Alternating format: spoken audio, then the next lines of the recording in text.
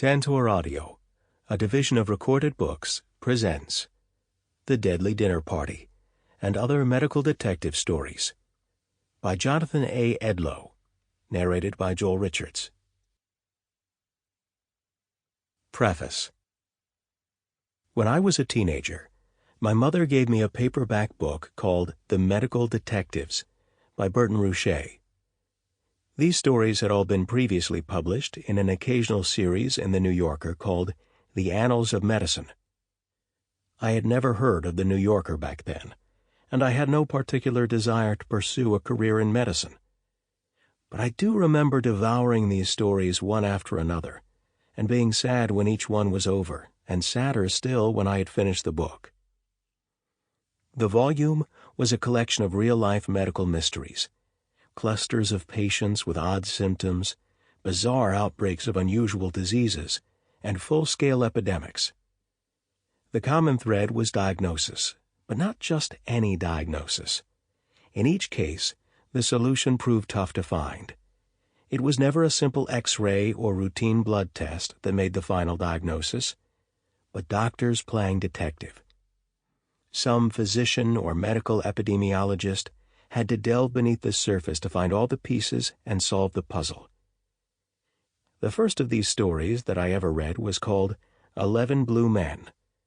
As it turns out, I was not the only person who found this story fascinating. The television series House used it for its pilot episode. Another book that I read as a teenager was The Complete Stories of Sherlock Holmes. These yarns had the same effect on me, always making me wonder which facts would turn out to be clues and which were red herrings. I liked these stories and short novels so much that I reread the entire Sherlock Holmes canon as a college student. Part of the appeal in both sets of stories was their length, not too short and not too long. As an adult, my attention span is not much longer than it was when I was a teenager, and I liked being able to read these tales in a single sitting. The second element they had in common was the simple pull of any detective story. Figuring out who done it, and following, at least in retrospect, how the hero, whether an epidemiologist or Sherlock Holmes himself, solved the puzzle. Last, each of these miniature mysteries had all the elements of any good story: plot, character, and setting. The writing placed the reader in the midst of the investigation, just like Dr. Watson, the sidekick to Holmes. Part of every doctor's and epidemiologist's job is to solve mysteries. Many are not so challenging. A patient consults a doctor because of fever and bloody diarrhea after eating undercooked hamburger. The doctor sends a stool culture and E. coli grows out. Case closed. Or a patient shovels heavy wet snow, develops chest pains, and comes to an emergency department. An electrocardiogram shows a heart attack. Another patient seeks medical advice in June for a low-grade fever and a large, unusual red rash over the abdomen at the site of a tick bite. It doesn't take a Sherlock Holmes to diagnose Lyme disease. But sometimes, patients present problems that can be far more challenging. The clues lead to dead ends. The X-rays, blood tests, and CT scans are normal. Even smart doctors are unable to make a diagnosis, or sometimes they make a presumptive diagnosis, but the treatment fails. In these cases, the doctor becomes detective, and the diagnosis can be as elusive as any criminal.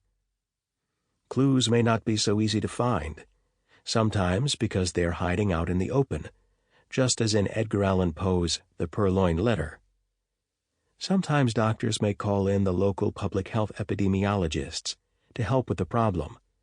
In other situations, if the scope of the outbreak overwhelms local resources, the Epidemiology Intelligence Service of the Centers for Disease Control and Prevention will be called in.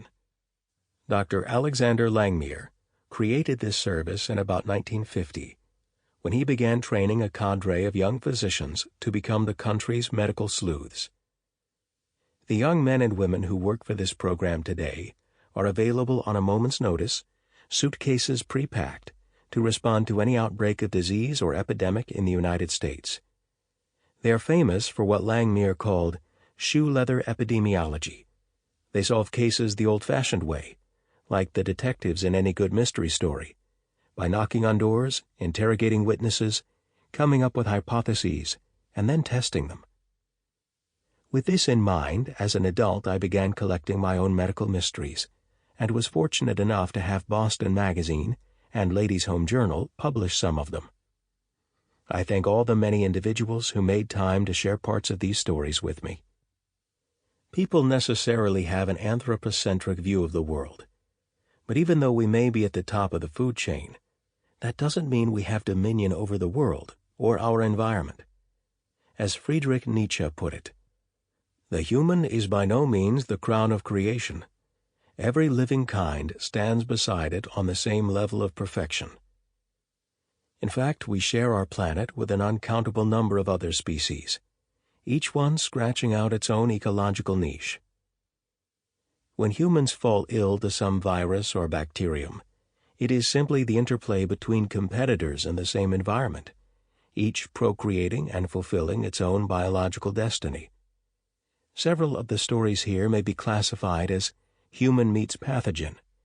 In The Deadly Dinner Party, a notorious bug makes its mark and turns a suburban meal into a disaster that almost claims its host. This case shows how a microorganism can strike, not through a direct assault on human beings, but by a toxin that it elaborates. A tale like this provides an extraordinary lesson about the history of the relationship between humans and our cohabitants on the planet. Everywhere That Mary Went exemplifies our struggle with another bacterium that has evolved such that Homo sapiens provides its only natural reservoir, hitchhiking, as it were, with our species. This is a story not only of an interesting outbreak of disease in the Catskills, but one about a malady that has had a major impact on human activities over centuries. The Baby and the Bathwater, another case of infection, is a detective story par excellence. It shows how epidemiologists think and how shoe leather epidemiology, not to mention hunches and an occasional bit of luck, plays into the solution of a mystery. Rubbed the Wrong Way is a prime example of how the most mundane of human activities, personal hygiene, can lead to troublesome problems. Our microcosm becomes a bacteria's microcosm, where several square feet of our body's surface is their entire universe. Rounding out the first part of the book, The Forbidden Fruit illustrates not only the connection between bacteria and humans, but the considerably more complex interplay of other animals, microorganisms, and people, sometimes with catastrophic results.